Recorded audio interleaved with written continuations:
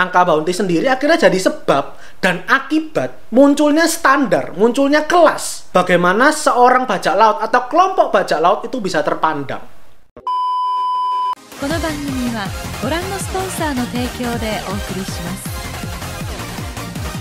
Oke, karena saya Minasan, saya kembali sana Speak.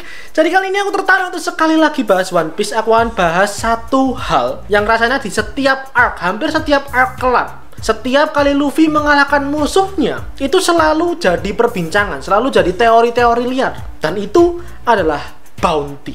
Aku pengen mengajak kalian untuk melihat bounty dari perspektif lain, melihat bahwa ini secara tidak kita sadari, entah disengaja atau enggak juga sama Oda Sensei, adalah satu bentuk power scaling. Sebelumnya udah pernah aku bahas, aku nggak akan jelaskan ulang, nggak akan aku jelaskan detail power scaling itu apa. Dan di video kali ini aku akan menyoroti bounty sebagai satu bentuk power scaling yang bukan yang paling sempurna, bukan juga yang paling sistematis, tapi yang paling unik. Menurutku, dari begitu banyak seri action shonen terutama, bounty di One Piece itu sangat amat unik sendiri. Kenapa bisa seperti itu? Langsung kita bahas aja. Silahkan di like, subscribe, komen sekian bahasan kali ini. Jangan lupa di follow Instagram Sana Speak. Sebagai sahabat cinta anime, sebagai sama otaku penikmat One Piece, mari kita saling berbagi pendapat. Tapi ingat, jangan sampai saling berdebat. Cukup berani sebagai penikmat dalam sesi diskusi hangat.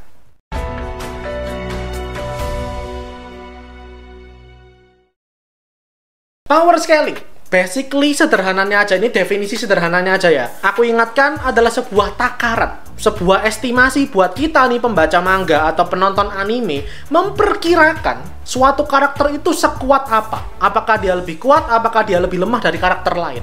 Sesuai yang aku jelaskan sebelumnya di video sebelumnya itu ya, ada beberapa cara kita bisa mengidentifikasi, kita bisa menyimpulkan, oh si karakter A ini lebih kuat dari karakter B, oh karakter C ini lebih kuat daripada karakter D, dan seterusnya, dan lain sebagainya. Nah, yang waktu itu belum aku jelaskan, yang ada yang aku lewatkan gitulah ya. Power scaling itu kadang ada yang memang diberitahu langsung, kayak secara harafiah, secara tertulis, ditunjukkan nih sama pengarangnya bahwa ini loh, ada karakter yang sekuat ini, karakter lain kekuatannya segini, karakter lain kekuatannya segini. Sudah ditunjukkan level kekuatannya, dan itu adalah lewat angka, lewat satuan numerik, yang mana dipopulerkan lagi-lagi oleh Dragon Ball dengan Scouter. Scouter yang kacamata itu ya, bukan kacamata juga sih sebenarnya, cuman itu adalah satu device untuk mengukur seberapa kuat orang yang diukur lewat Scoutersnya itu. Dan itu juga dipopulerkan, juga dipakai sama Nanatsu no Taizai, meskipun nggak begitu dipakai lagi sih, nggak begitu relevan juga sebenarnya. Tapi anyway, begitulah power scaling yang kadang itu sudah dikasih sama pengarangnya lewat sebuah angka. Nah, bounty sebenarnya kan juga seperti itu. Konsepnya juga sama. Bounty yang mana sebenarnya adalah jumlah uang, jumlah hadiah yang diberikan kepada siapapun yang berhasil menangkap atau membunuh si buronannya. Angka hadiahnya inilah yang kita jadikan dasar untuk menentukan apakah seorang bajak laut itu kuat atau enggak, mengerikan atau enggak, mematikan atau tidak, influential atau tidak. Dan kenapa ini menarik? Ini kita mulai masuk ya. Kenapa bounty itu unik banget? Karena berbeda dengan kebanyakan seri lainnya di mana satu angka numerik itu sebatas ngasih tahu kita tentang kekuatan tempurnya. Mungkin based on kecepatan, kelincahan, intelligence gitu ya. Mungkin gabungan itu jadilah satu angka. Tapi di One Piece enggak. Bukan hanya kekuatan tempur yang bisa kita artikan, tapi juga betapa berbahayanya sang buronannya ini terhadap pemerintah dunia, terhadap angkatan laut. Dan ini sudah dimention sama si Aokiji. Ada alasan kenapa Robin umur 8 tahun kepalanya sudah dihargai 79 juta peri. Karena kita tahu Robin bisa membaca poneglyph yang mana mengancam membahayakan pemerintah dunia. Makanya dia masih bocah, belum 10 tahun, harga kepalanya udah mahal banget. Dan kalau kita lihat gitu ya, si buronan, si bajak laut, kita lihat paling gampang Luffy dan semuanya ada, Luffy dan krunya, dapat kenaikan dari satu harga ke harga lain. Itu kan indikatornya nggak cuma sekuat apa, atau siapa yang dikalahkan. Kekuatan tentu jadi variabel, tapi tentu yang lainnya juga adalah tindakan kriminal apa, separah apa yang sudah dilakukan, dampaknya apa buat dunia. Contoh misal si Kid, yang ketika pertama kali muncul, bounty-nya 315 juta. Karena kerusakan yang dia bikin, yang berpengaruh ke masyarakat biasa, itu banyak banget. Makanya dia dihargai tinggi sekali. Atau kita lihat juga karakter-karakter lain, bajak laut lain, yang misal cuma memercikan memulai, menginisiasi sebuah ide, tindakan untuk memberontak, melawan pemerintah dunia, melawan Tenryubito, menggalakkan kegiatan bajak laut, semuanya itu juga termasuk. Makanya kayak aku bilang berapa menit lalu, angka bounty itu nggak cuma kekuatan tempur doang, tapi juga mengartikan seberapa influensial, betapa berpengaruhnya si buronan terkait akan ketentraman dunia menurut pemerintah dunia.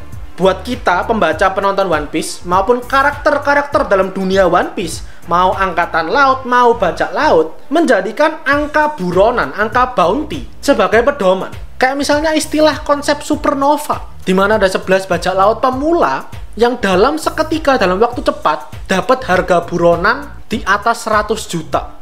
Akhirnya bounty ini jadi standar sendiri gitu kan, untuk mengklasifikasikan, oh yang ini kelas kakap, oh yang ini kelas teri, oh yang ini calon Shichibukai, oh yang ini bukan Shichibukai, oh yang ini berpotensi jadi Yonko, oh yang ini bajak laut biasa aja. Angka bounty sendiri akhirnya jadi sebab dan akibat munculnya standar, munculnya kelas bagaimana seorang bajak laut atau kelompok bajak laut itu bisa terpandang.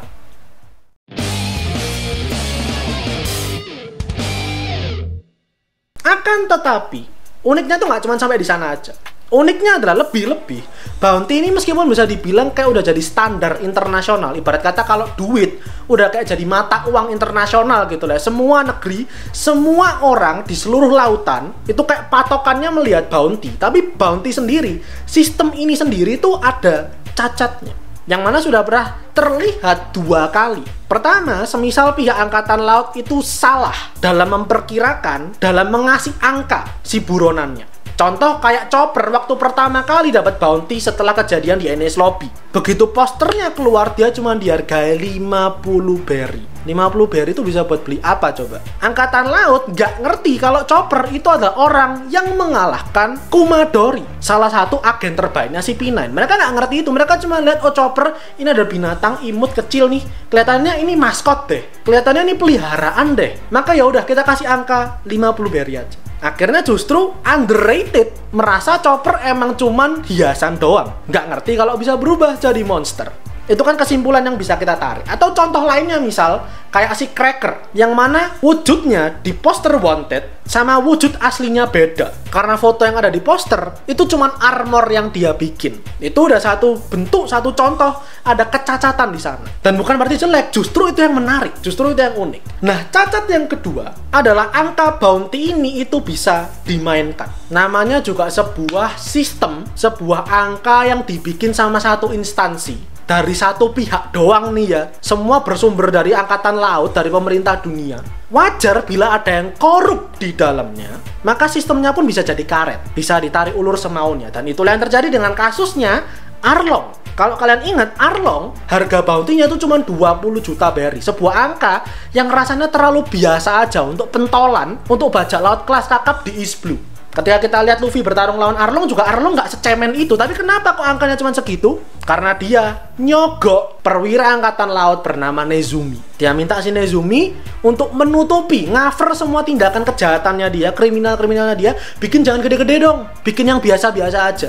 Lagi-lagi, ini jadi contoh bahwa konsep bounty ada kekurangannya juga, ada kelemahannya juga. Inilah yang justru menarik. Sebuah sistem yang dipakai secara universal gitu ya. Semua orang di dunia One Piece itu berpatokan ketika melihat buronan itu based on angka bounty. Tapi angka ini sendiri justru nggak lepas dari yang namanya subjektivitas, dari human error, dari misinterpretasi. Nggak kayak di seri lain gitu, maksudnya yang angka tuh muncul dari sebuah gadget, dari sebuah device gitu lah, sebuah program whatsoever, atau perhitungan kalkulasi yang entah dari mana ujuk-ujuk muncul ada angkanya. Di One Piece tuh semua ada sistemnya, ada dasar-dasarnya, ada variabel-variabel yang bikin satu bajak laut angkanya bisa tinggi, ada yang bikin angkanya gede banget, ada yang bikin angkanya naik setelah suatu kejadian. Inilah yang bikin konsep power scaling bounty itu berbeda dan relatable dengan kehidupan nyata. Karena semua sistem di kehidupan nyata pasti ada celahnya, pasti ada satu lubang yang kalau dieksploitasi bakal jadi kecacatan, bakal jadi kelemahan. Sama halnya kayak bounty di One Piece.